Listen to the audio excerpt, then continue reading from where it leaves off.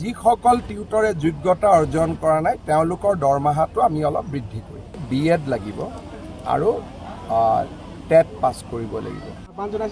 শিক্ষকলৈ উন্নীত কৰিব লাগে, যিটো প্ৰতিশ্ৰুতি শিক্ষকলৈ উন্নতি কৰাৰ বাবে BEd লাগিব আৰু টেট পাছ কৰিব লাগিব।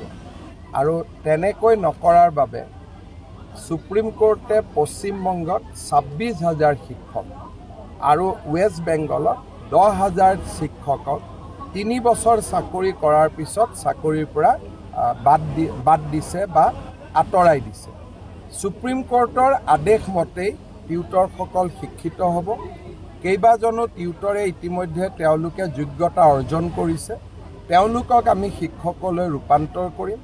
আৰু যিসকল টিউটৰে যোগ্যতা অৰ্জন কৰা নাই তেওঁলোকৰ দৰমহাটো আমি অলপ বৃদ্ধি কৰিম। শিক্ষকলৈ উন্নীত কৰিব লাগে, যিটো প্ৰতিশ্ৰুতি শিক্ষকলৈ উন্নতি কৰাৰ বাবে BEd লাগিব আৰু টেট পাছ কৰিব লাগিব।